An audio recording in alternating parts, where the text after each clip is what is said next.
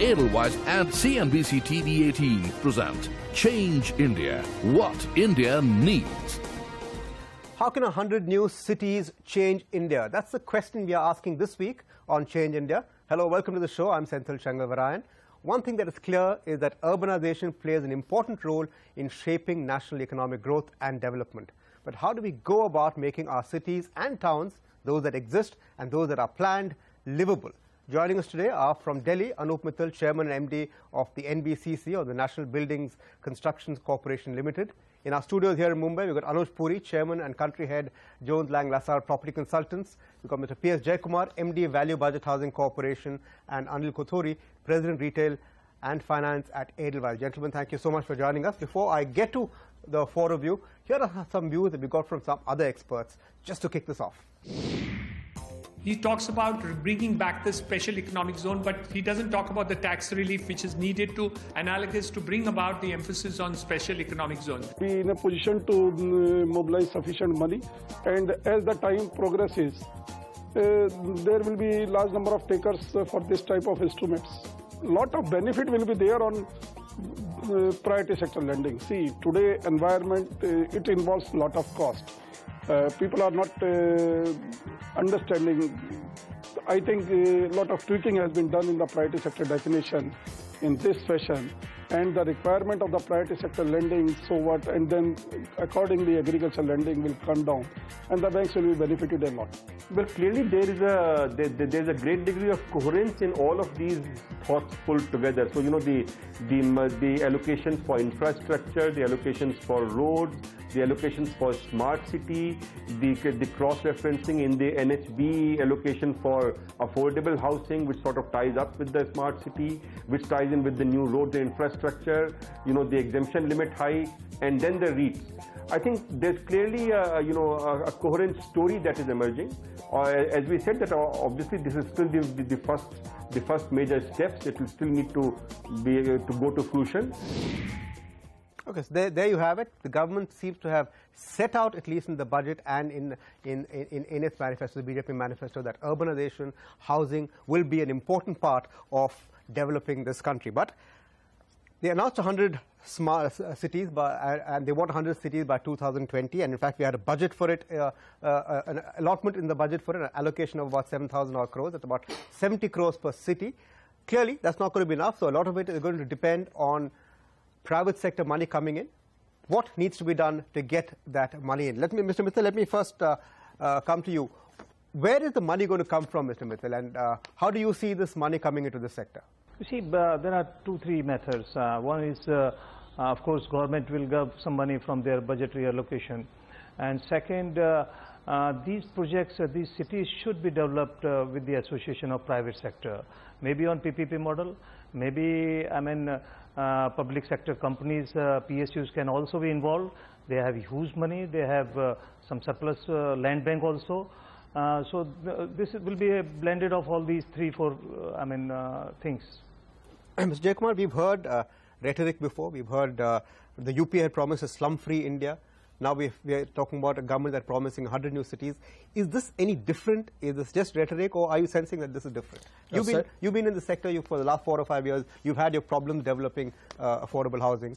Do you sense change? Certainly. I see a lot more qualitatively superior quality of discourse with the government. I see a higher level of intensity and desire to get things done. And I think this is probably the best time we can accomplish it. Mm-hmm. But just staying on to your previous question, just to add a little bit, in my experience on working on the ground as developer, the two big challenges we face, apart from road and social infrastructure, is water and sanitary treatment. The argument that I have been making to people in the government who are willing to meet us or listen to me is to say that the role of the government is to set the initial corpus to run a much larger filtration or water treatment plant, and the builders need to pay an access fee to get piped into it. The role of the government then is to put the money up front for this infrastructure to be created through a BOT or whatever process it is, and over a period of time the money gets recouped as we all pay for the access fee. Today, in the absence of that, each one of us are developing our own plants, which probably cost more than cumulative effect. And what is probably more problematic for the government is they are not sure whether these treatment plants will actually be used. They're just being created for the purpose of getting some environmental approval. So I think a mechanism whereby the government plays a role of creating the infrastructure, but eventually charges to the recipient would probably be the way to go. Okay, but creating infrastructure out of money on its own, or how does it? It's really a seed fund if you look at it another way. And once you're able to establish 1 or 2 or maybe 20 operating models, there'll be somebody else who will be willing to put the seed fund and recover from it with some charges, interest, whatever you call it. So I think there is clearly a possibility, but we need to think this holistically and make it happen. Okay. So if it's going to be PPP, Anuj, what is going to be the minimum expectation from government? I think several things, Senthil. The PPP model has been successful. We've seen in some of the airports, if you look at the Delhi airport or the Bombay airport, it's been largely successful. And there are several instances where PPP hasn't been successful. If you were to look at, the SOCHM data, it says that 35% of these successful PPPs have really been in Gujarat, just in one state, 35%. And the reason for that was that the government has been very transparent and very proactive and worked as a partner. I think the trouble comes in where the government, although having gone into a PPP, still believes that they are the ones who are actually ruling and the private party is a contractor. And that's where you will see a lot of the PPP not really working on the power, iron, steel, roads, just because that the disconnect between the two was huge. In some of the real estate projects as well, we've seen is PPP has been successful where the government believed that they were contributing the sort of land as their part of the kitty and would allow the private enterprise to run. I think where they have started to interfere and where you've got the vigilance and all the other guys coming in, that's where it has created a huge amount of problem. Just going back onto the funding issues, Senthil, I'll just add 2 more things. One is, you will have infrastructure investment trusts. So, that the government has opened up. So my belief is exactly what Jaya said, is that a lot of these, like the sewage, water, a lot of it will come through, the money will get raised through the infrastructure investment trusts. The second is that the private equity as a threshold for the real estate has been brought down from 50,000 square meters to 20,000 square meters. So you'll have a lot more FDI coming into the housing in that sector. But the third, which is the most important and which is where I feel that the problem lies, not as much on the funding, is the approval process. You were to ask Jaya, the biggest issue that he would have and the biggest issue with many of the developers will be that the approvals do not come in time. If approvals do not come in time, you may put in as much money as you want, but ultimately if you're not ready with the product to be launched, it becomes a big difficulty. Okay, so money comes where there's good governance, money comes where it expects return. So all of that is links up to what Anuj tells us.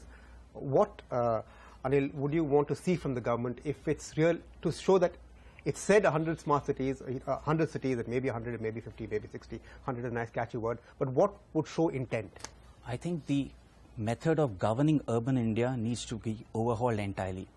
We hear a lot of talk about inclusion, financial inclusion and stuff, but really our cities are not inclusive of the poor. So all our planning processes, all our infrastructure as exists is designed for the rich.